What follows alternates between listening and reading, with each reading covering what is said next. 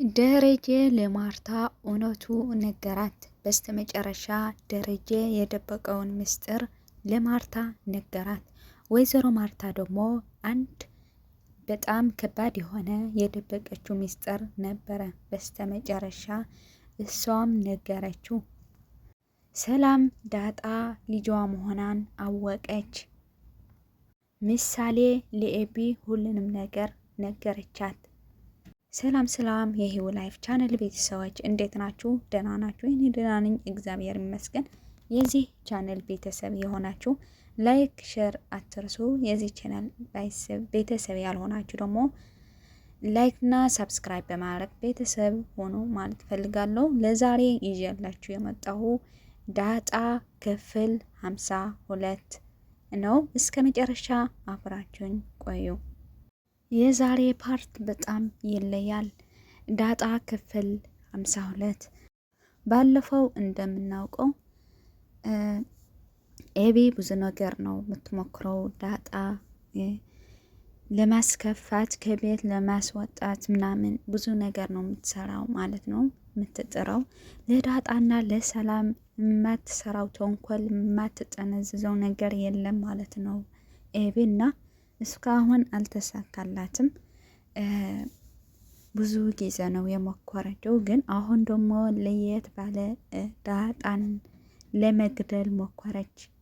በጣም ነው የሚያሳዝነው። እህቷ ላይ ማለት ባታውቅም ግን እንዴት በጭካኔ ለአንድ ሰው ላይ እስከሚሞት ምናምን ትመኛለህ? እንዴት ትገድለዋለህ? አቅም ካገኘት ራሷ እንድትገድላት ነው የምትፈልገው ማለት ነው ኤብና። ከዛ ደግሞ አንድ በኤቢ የሚጃጃል ወንድ አለ። ስሙ እንኳን አላውቀውም፣ ግን እወድሻለሁ ምናምን ነው የሚለው። እሷ ደግሞ የሆነ ነገር መጠቀም ከፈለገች ብቻ ነው የምትጠራው ማለት ነው እንጂ ከዛ ውጭ አትወደውም። ከዳታን ነው ናታን ነው እልህ የያዛት ማለት ነው ኤቢ እንጂ ለሂንዲ እንትን ነኝ የሚለው ወንድ አትወደውም። ግን የሆነ ነገር ለመጠቀም ከፈለገች ትጠራዋለች ማለት ነው። እና አሁን ደግሞ እኔ የራስህ ማረግ ከፈለግ ዳጣን ግደላት ነው ያለችው ማለት ነው። በጣም ነው የሚያሳዝነው።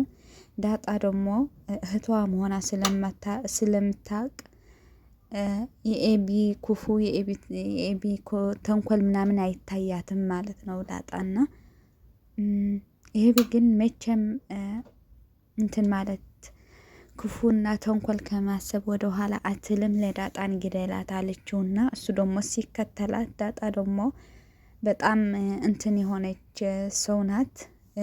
ገባትና እንደዛ መሆኑና ከዛ ተጠራጠረችና ከዛ ምንድነው ኤብናት የላከችህ ወይስ ምንድነው ብላ ስትጠይቀው እሱ ደግሞ በስተመጨረሻ አዎ ስለምወዳት እኮ ነው አላት ማለት ነው። በጣም ይገርማል። ስለምወዳት የእሷ መጫወቻ አልሆን ማለት ነው። እና እሷ ደግሞ መከረችው። ሌላ ሰው ቢሆን ኑሮ ሌላ ነገር ይፈጠር ነበር ማለት ነው። ዳጣ ግን በጣም የዋህና ንጹህ ሰው ስለሆነች አይ አንተ ምን አይነት ጅል ነህ? የእሷ መጫወቻ ልትሆን ነው? እሺ እኔ ከገደልከኝ በኋላስ ምን ይመጣል ብላ አታስብም ምናምን ብላ መክራ ነው የእንትን ያለችው ማለት ነው፣ ያባረረችው ማለት ነው። እና የኤቢ ክፋት መጨረሻ ያለውም አንድ ባይሳካላት ሌላ ትሞክራለች፣ አንድ ባይሳካላትም ሌላኛው ትሞክራለች። እና መቼም አታቆሙም ቤተሰቦች። እና በጣም ነው የሚያሳዝነው። ልቦና ይስጣት ብቻ ነው የምንለው ማለት ነው። እና አንድ ነገር ግን አለ። ሰላም ለዳጣ ትኮርቤ ብላ እያየቻት ነው። እኔ እንጃ ልጅ ናት ምናምን ብላ ይሆን ወይም የሆነ ነገር እየተጠራጠረች ነው። ለዳጣ ትወዳታለች፣ ግን ልጇ መሆን አታውቅም ነበር። እና አሁን ግን በጣም እየተጠራጠረች ነው ሰላም ማለት ነው ቤተሰቦች። እና ማነሽ አንቺ? ማነሽ? እናትሽ ማናት? አባትሽስ? ዘው ብለሽ ነው እኮ የገባሽ ወደዚህ ቤት እና ምንድን ነው እስኪ የተደበቀ ነገር ንገሪኝ ስትላት፣ ዳጣ ደግሞ በጣም ሚስጥረኛ ናት። አይገርምም? የእሷ ነገር ይገርመኛል። ማለት ለሰላም በጣም ትቀርባታለች፣ ትወዳታለች ምናምን ሁሉም ነገር ያወራሉ። ግን ይሄ ስለዚህ ነገር አልነገረቻትም እና ለናታምን ቢሆን እንደዛ ነው። ምን ያህል ጠንካራ ናት እኔ እንጃ። እኔ አልገባኝም። እኔ ቢሆን ኖሮ እኔ እንጃ።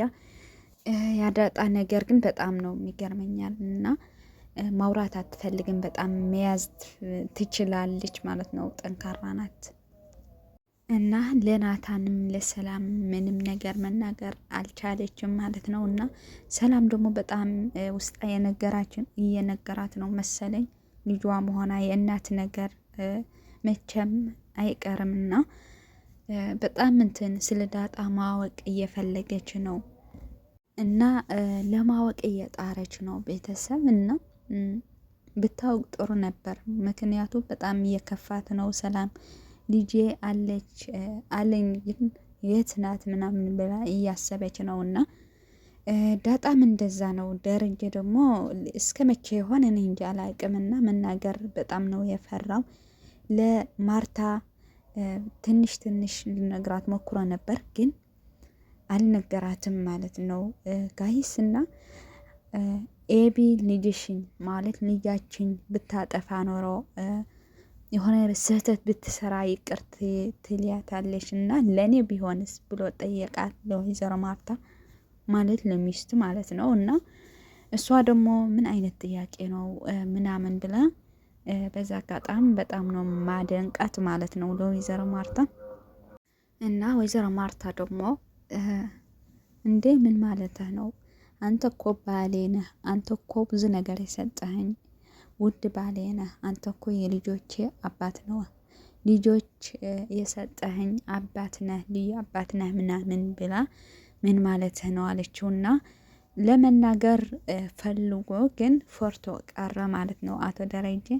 ግን እስከ መቼ ይሁን እውነት ቢናገር ኖሮ ጥሩ ነበር ለሁሉም። ለእሱም የተረጋጋ ህይወት ይኖር ነበር። ዳጣም ትረጋጋ ነበር፣ ደስተኛ ትሆን ነበር። ሰላም ራሷ እንደዛ ማለት ነው። በጣም እየተጨነቀት ነው እና እኔ እንጃ እርጉዝ ስለሆነች በጣም ታሳዝናለች። የሆነ ነገር እንዳትሆን እየፈራች ነው ሰላም ማለት ነው እና በጣም ነው የሚያሳዝነው ማለት ነው። መጨረሻ እንዴት እንደሚሆን እኔ እንጃ። እና ቤተሰቦች በጣም የገረመኝ ነገር ደግሞ የኤቢ ነው። ኤቢ መቼም ተስፋ አትቆርጥም። ግደላት አለችው ለሱ። በሌላኛው በኩል ደግሞ ምሳሌ ዳጣ ምሳሌ ለውሃ ወደ ቤታችን አምጥያት አለቻት እና ከዛ ደግሞ ወደ ቤታቸው ስትመጣ ከውሃ ጋር ጦር ነበረች ከኤብ ጋር። ግን ኤብ መቼም ከሁሉም ሰው ጋር መስማማት አትፈልግም እና ተጣላች እና እንትን አለቻት። ዳጣ ማናት? አባቷ ማን ነው ምናምን ብላ በጥያቄ ውጥር አረገቻት እና በጣም ነው አሳዘነችን። ፈርታ ነበር። ምሳሌ ደግሞ በጣም ነው የፈራች። ግን ውሃ ዳጣ ሁሉንም ይወድታል፣ ሊወዳት ነውና ለምሳሌ ኤብ ግን በጥያቄ ነው እንትን ምታስጨንቃት ማለት ነው። በጣም ከባድ ነው ለሷ። ግን ምን ይባላል እግዚአብሔር ይርዳት ነው የሚባለው እንጂ። እና ቤተሰቦች ወሬ እያበዛሁ ነው።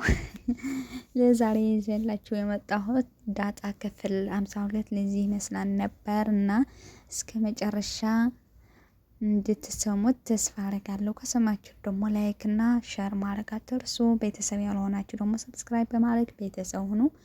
በሌላ ክፍል ወይም በሌላ ነገር እስከምንገናኝ መልካም ጊዜ፣ መልካም ቆይታ ይሆንላችሁ።